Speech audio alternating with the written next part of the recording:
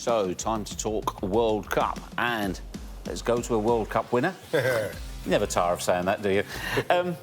Brazil, back-to-back wins over Germany and Russia. You're looking in good shape. Well, I went to Russia last week and had a chance to watch Brazil against Russia. They look well, you know. The game also didn't push them, no. You know, to force their game, but they did the job. They had to. They won the game 3-0, but some things from that game, you know, didn't reflect what they can produce on the pitch, because there was a few mistakes they cannot make it when they get into the competition. Yeah. And then they went to the game against Germany. You know, still, you know, the goals from the World Cup, and they have to take it away, you know, and they won the game. They managed to win it and look forward. I was going to say, people like Casemiro, we mentioned, and Jesus, because Neymar's got to come back as well, what would you say, who would you say will probably be missing out? Because you've got Coutinho. Firmino, is Firmino even... He's on the bench. He's been having an unbelievable season. So who will miss out if when he comes back, Neymar? Well, first of all, will he definitely be fit? Yeah, do you think? He'll be fit, you know, for sure he will. Hoping everything works well. So who misses out? But you know what's the good thing, especially this game, in these two games? It was good for the team play without Neymar, because we failed when in the last World Cup he was not on the pitch. You know, it was like a big disaster in the country. Was everyone desperate because he got injury. But now it was good for the players to went through this situation before the competition starts. And for what I know, they did quite well against Germany. Yeah. And it's a chance for the players to stand up and take responsibility as well. Listen, we are in Brazil. Everyone have a good expectation on us. You know, we have to do something. Yeah. But it will be hard for Tite. But the good thing is because we got options. You say it'll be hard for your coach, Gigi. Yeah. He doesn't lack confidence, does he? He named his starting 11 against Switzerland in February. He's already said who 15 of his 23 is going to be. Does any other country do that? I mean, why does he do that? Well, because I think he rely on the player he got at the moment. And that moment we can say and it make us comfortable because we got options. For example, we got in the middle, Casemiro to play there and Fernandinho. Two players, you know, if one gets injury, they have a chance to play together, as they have done in the last game against Germany. And they have players on the bench that can come in and make the difference and change the game. But did that cause a big surprise in Brazil? I mean, I cannot imagine. Can you imagine if Gareth Southgate in February said, right, this is my starting 11 for the World Cup? Can't imagine that. Can't imagine that happening, to be honest. But it's hard. Of course, it's hard, especially for the other players who are not in the list and have this, like a big expectative to go and be part of the squad. But on the other hand, it's a big challenge for somebody who is out of the list. I have to fight to be there. Yeah. You know, he named some players, but there is always something that can happen. For example, as we see last few days, Felipe Luis got injury. Yes. And then he called Alexandro. He got injured as well. And he called the player, Ismail, who is doing a great season at Shakhtar Donetsk. Yeah. You know, and you have to be prepared. We never know when is your chance. I mean, talking of things going well, do you think it's been a good international break for Gareth Southgate? Yeah, I think so. Yeah, I do. Like the feeling? I did, yeah, because I was speaking to a couple of England fans today, and what they liked was they saw something, some little progression. I think...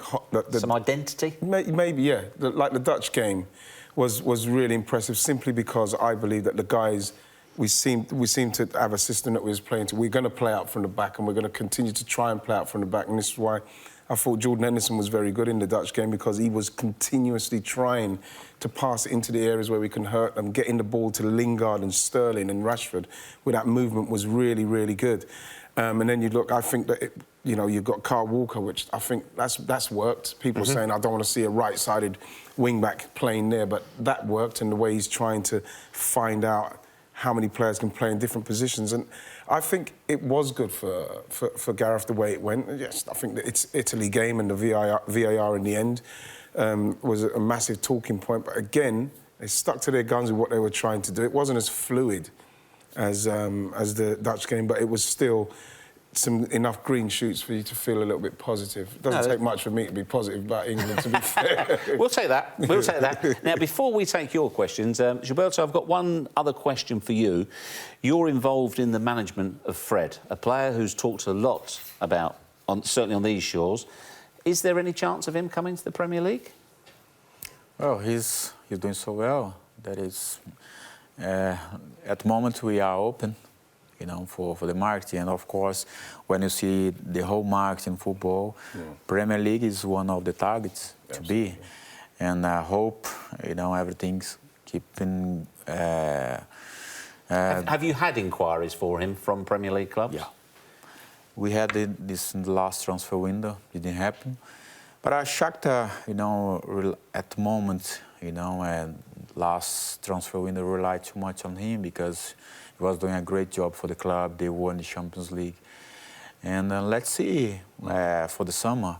But I've been talking to him just to be concentrated on his job. Absolutely, yeah. This is what he has to do because if you are a good player, if you are doing a good job, in the market he's playing now, where he's playing, the chance will come out. Yeah. It's about to him not to lose his focus because it's so easy to get lost because you hear all the time some rumors and sometimes are not true. Yes. And then you get lost in all the messages. Absolutely. Perhaps you can help us with some of those rumours.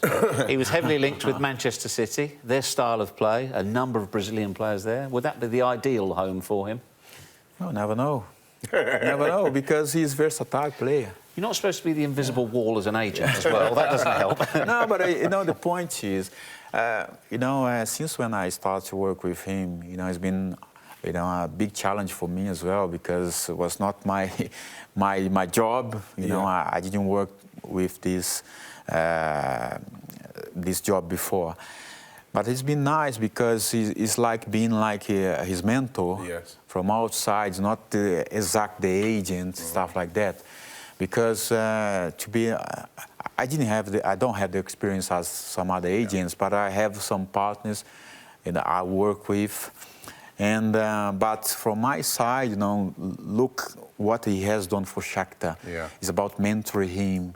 On the pitch, what he does on the pitch. Exactly, because then I make analysis and say to him, listen, you remember this situation, maybe you can correct this. Yes.